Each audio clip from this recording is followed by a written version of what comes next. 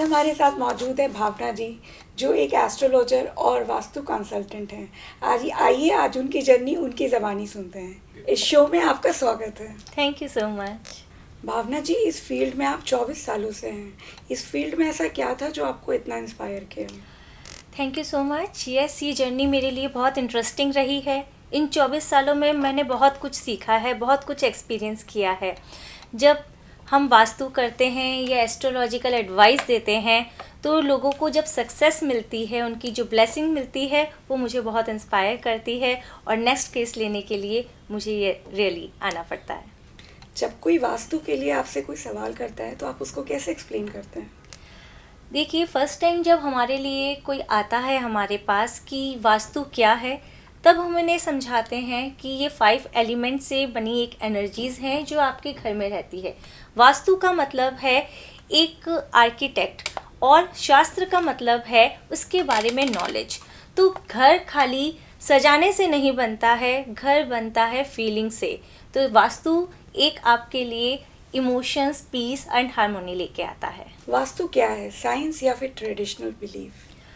Yes, vastu हमारे tradition से निकल के आया है। ये विद्या है अथर्ववेद की, पर लेकिन ये अभी मॉडर्न साइंस से हमारे इकोलॉजी, साइकोलॉजिकल सिस्टम सब जगह प्रूवन है।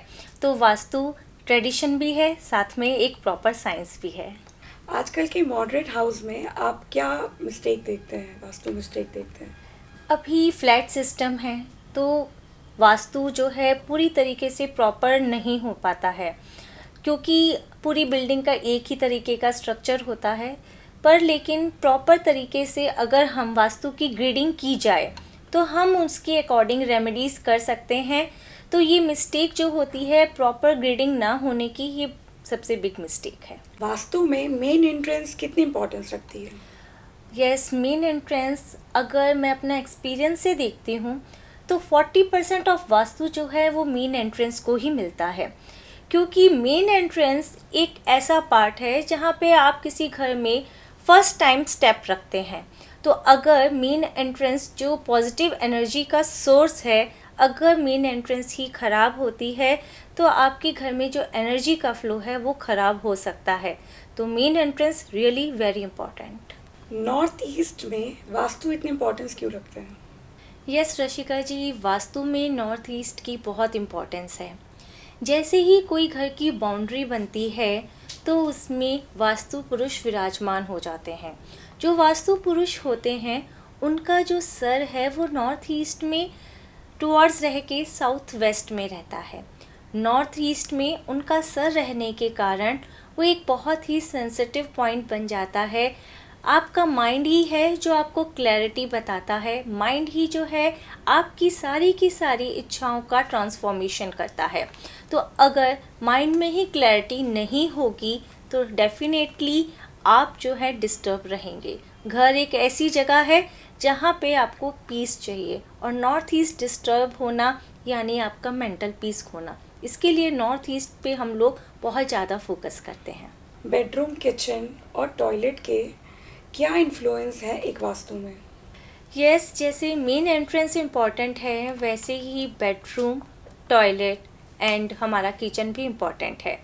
किचन में हम लोगों का खाना बनता है जो सभी मेंबर्स खाते हैं, तो डेफिनेटली उनकी हेल्थ किचन पे ही डिपेंड करती है। और हम लोग जानते हैं पहला सुख निरोगी काया। अगर आप हेल्दी हैं तो आप सारे काम कर सकते हैं। बेडरूम और आपके रूम्स बाकी जो है वो भी इम्पोर्टेंस रखते हैं, बट वास्तु को लेके हमें एक बहुत बड़ा हवा नहीं बनाना है। अगर बाय चांस कोई हमारे इश्यूज़ हैं तो डोंट वरी, 100% वास्तु नहीं मिल सकता है, उनकी रेमेडीज़ के थ्रू हम उन्हें ठीक कर सकते हैं। क्या वास्तु को करेक्ट किया जा सकता है विदाउट ब्रेकिंग अ वॉल? बिल्कुल बिल्कुल किया जा सकता है रशिका जी। अभी हमारे पास इतने मॉडर्न साइंस हैं। वास्तु जो है हमारे वेदों से निकला आ रहा है। अब कलयुग तक आते आते हम लोगों ने बहुत सारी चीज़ें एक्सपीरियंस और एक्सपेरिमेंट कर लिए हैं। तो डेफिनेटली वास्तु को बिना तोड़े फोड़े भी ठीक किया जा सकता है। अभी हमारे पास ऐसे इक्विपमेंट्स हैं जो कॉन्टीन्यूस एनर्जी का फ्लो करते रहते हैं और आपके घर की नेगेटिविटी को माइनस करते रहते हैं और एनर्जी को बैलेंस करते रहते हैं। तो यस, इसका आंसर है कि डेफिनेटली हम बिना तोड़े फोड़े वास्तु कर सकते हैं। कुछ रेमेडीज बताइए जो सबके घर में अप्लाई किया जा सकता हो। वैसे तो vastu person to person apply होता है, हर घर की अपनी एनर्जीज़ होती हैं और वहाँ पे रहने वालों की अपनी एनर्जीज़ होती हैं, बट कुछ कॉमन चीज़ें हैं जो हमेशा हम बोलते हैं ये बेसिक रूल है, वो सभी के घर पे अप्लाई हो सकते हैं। जैसे घर की शेप स्क्वायर रेक्टेंगुलर हो तो बहुत अच्छा है। एंट्रेंस जो है हम लोग बोलते हैं हर एंट्रेंस के 9 पद होते हैं, यानी हर डायरेक्शन में 9 दिशाएं होती हैं, उनमें से कुछ दिशाएं अच्छी होती हैं और कुछ दिशाएं खराब होती हैं। अगर आप उन अच्छी दिशाओं को चुन लेते हैं तो यस, ये रूल सबके लिए अप्लाई है कि वो उनको सूट करेंगी। और नॉर्थ ईस्ट को क्लटर फ्री रखिए, वो साफ़ सुथरा होगा, आपके घर में उतनी ही क्लैरिटी होगी।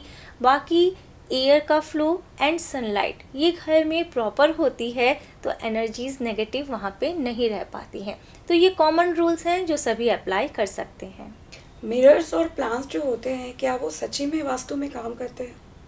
यस, जैसे हमारे अंदर 5 एलिमेंट्स हैं, प्लांट्स में भी वो एलिमेंट्स मौजूद होते हैं। प्लांट्स का तो अपना ही एक वनस्पति तंत्र है पूरा, जो एक बहुत ही ब्रॉड सब्जेक्ट है। उनके थ्रू बहुत सारी रेमेडीज़ की जा सकती हैं, परंतु उन प्लांट्स की भी बहुत अच्छी दिशाएं, एक प्रॉपर दिशा होनी चाहिए। गलत दिशा में रखे गए प्लांट्स कभी कभी आपके लिए नेगेटिव एनर्जीज़ को इनवाइट कर देते हैं। मैं इसी बात पे एक कॉमन मिस्टेक बताती हूँ। तुलसी का पौधा घर पे रखना चाहिए, हम सभी को पता है, पर लेकिन अगर ये तुलसी का पौधा साउथ डायरेक्शन में रख दिया जाता है तो वहाँ के घर के बच्चे या कोई मेंबर बीमार ज़रूर रहता है। इसलिए प्लांट्स को सही दिशा में रखना बहुत इम्पॉर्टेंट होता है। सेकंड, आपने बात बोली मिरर की। यस, मिरर भी जो है बहुत इम्पोर्टेंस रखते हैं। ऐसे मिरर को अगर एस्ट्रोलॉजिकल लैंग्वेज में देखा जाए तो वो राहु का प्रतीक है, और मिरर जो है आपको एक एक्सटेंशन देते हैं। जब भी आप देखते हैं मिरर्स में इन्फिनिटी तक बहुत अलग अलग दूर तक दिखाई देता है। तो घर की एंट्रेंस के आगे कभी भी मिरर नहीं लगाना चाहिए, वो पॉजिटिव एनर्जी को वापस से रिवर्स कर देते हैं। और जिन जगह को हमें एक्सटेंशन नहीं करना है वहाँ पे अगर मिरर लगा दिया जाए तो वो नेगेटिव इम्पैक्ट डालने लगते हैं। तो mirror and plants, yes, both are very important. अगर किसी ने वास्तु डिफेक्टिव घर ले लिया तो उसके लिए वो क्या कर सकते हैं?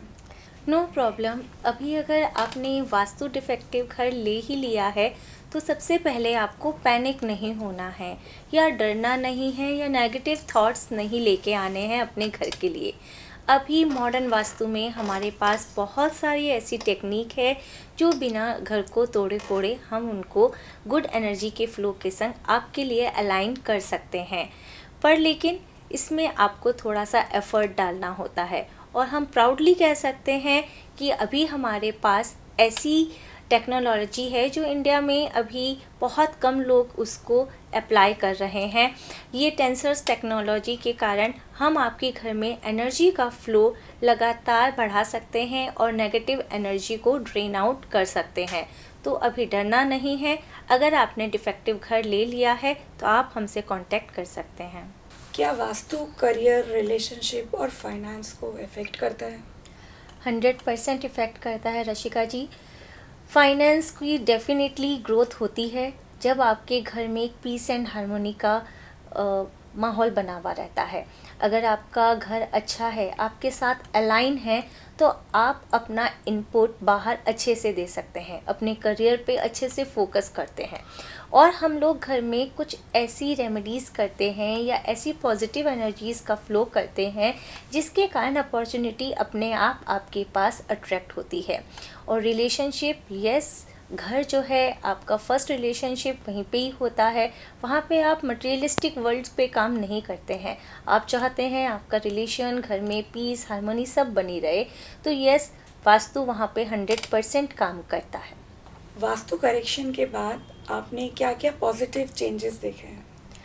यस, हम लोग प्राउडली कह सकते हैं हमने बहुत सारे 1000 ऑफ क्लाइंट्स को डील किया है और हमने देखा है कि उनके जीवन में ग्रोथ आई है, उनका करियर ग्रोथ किया है, उनकी रिलेशनशिप मजबूत हुए हैं, उनका फाइनेंस बढ़ा है। तो ये देख के हमको बहुत अच्छा लगता है, लोगों की ब्लेसिंग्स मिलती है कि हम लोग इतना हेल्प तो कर ही रहे हैं और साथ में जो हमारी एंशिएंट साइंस है उसको आगे तक बढ़ा रहे हैं। क्या एक घर में रहने वाले अलग अलग लोगों को वास्तु डिफ़िकल्टी फेस करना पड़ता है? देखिए, यस, आपकी एनर्जी अलग है, मेरी एनर्जी अलग है। किसकी एनर्जी घर में किस तरीके से अलाइन होती है तो उसके पास वो उसी तरीके से इम्पैक्ट डालता है। अब हो सकता है कि मेरे अंदर फायर एलिमेंट ज़्यादा अच्छा है तो मेरे घर का जो फायर एलिमेंट है मेरे पे अलग तरीके से इम्पैक्ट डालेगा, और जो घर के दूसरे पर्सन हैं उन पे वो अलग तरीके से इफ़ेक्ट डालेगा। तो हर घर का जो वास्तु इम्पैक्ट है वो हर घर के मेंबर्स पे अलग अलग तरीके से हो सकता है। ये अलाइनमेंट करना ही, ये डायग्नोस करना ही एक वास्तु कंसल्टेंट का काम है। वास्तु और एस्ट्रोलॉजी आपस में कैसे कनेक्टेड हैं, आप ये कैसे बताएंगे? एस्ट्रोलॉजी, वास्तु, न्यूमरोलॉजी या पामिस्ट्री, देखिए सारी की सारी जितनी भी ऑकल्ट नॉलेज हैं ये सारी की सारी प्लैनेट्स पे डिपेंडेंट हैं। तो चाहे आप कौन से भी तरीके से जाओ पर डेस्टिनी सेम ही रहती है। एंड एस्ट्रोलॉजी एंड वास्तु ये हमारी बहुत ही एंशिएंट साइंस से निकली हैं, बहुत ही इंटरकनेक्टेड हैं। आपका भाग्य कहाँ पे आपको लेके जाएगा, आपको कैसा घर मिलेगा, उसका वास्तु कैसा होगा, ये अपने आप ही डेस्टिनी आपको ले जाती है। तो दोनों ही मॉडलिटीज़ आपस में इंटरकनेक्टेड है। जब आप कोई भी घर का वास्तु करते हैं या एस्ट्रोलॉजी में आप जब उसकी हॉरोस्कोप रीडिंग करते हैं, अगर आप दोनों मॉडलिटीज़ को साथ में लेके चलते हैं तब आपके रिज़ल्ट 100% एक्यूरेट आते हैं। तो definitely being a astrologer and vastu consultant हम दोनों को साथ में लेके चलते हैं। वास्तु के लिए ऐसा बिगेस्ट मीथ क्या है जो आप हमारे दर्शक को बताना चाहेंगे? यस, वास्तु का अभी सबसे बिगेस्ट मिथ ये है कि एक तो जो सोशल मीडिया पे वास्तु के ज्ञान चल रहे हैं सब वन लाइन सॉल्यूशन चाहते हैं। वन लाइन सॉल्यूशन से कभी भी वास्तु जो है आपका करेक्ट नहीं हो सकता है। जिस घर में आप रहते हैं कम से कम 6 महीना या 1 साल की एनर्जीज़ जो होती हैं वो आप पे इम्पैक्ट डाल रही होती हैं। तो तुरंत का तुरंत जो सॉल्यूशन होता है वो बहुत जल्दी असर नहीं करता है। एंड सेकेंड, अभी घर क्या होते हैं मोस्टली रेक्टेंगुलर शेप के होते हैं। तो हम लोग कॉर्नर्स को नॉर्थ ईस्ट समझ लेते हैं, साउथ ईस्ट समझ लेते हैं, साउथ वेस्ट या नॉर्थ वेस्ट समझ लेते हैं, पर ऐसा नहीं होता है। रेक्टेंगुलर घर की जब हम ग्रेडिंग करते हैं तो नॉर्थ ईस्ट की जोन, साउथ ईस्ट की जोन जो होते हैं थोड़े थोड़े डिफरेंट आ जाते हैं। तो वहाँ की रेमेडीज़ अगर आप सोशल मीडिया उस ज्ञान से कर रहे हैं तो 100% आप गलत कर रहे हैं। भावना जी, आप एक ऐसा वास्तु बिलीफ बताइए जो आजकल के लोग उसे इनकरेक्टली फॉलो कर रहे हैं। देखिए, एक बहुत ही बड़ा बिलीफ चल रहा है कि हम नॉर्थ फेसिंग घर ले लेंगे तो वो घर हमारे लिए शुभ है, अगर हम साउथ फेसिंग घर ले लेंगे तो वो हमारे लिए अशुभ है। ये इस तरीके से नहीं देखा जा सकता है। हर डायरेक्शन के अपने 9 पद होते हैं, उनमें से कुछ पद जो होते हैं वो नॉर्थ डायरेक्शन के नेगेटिव भी हो सकते हैं।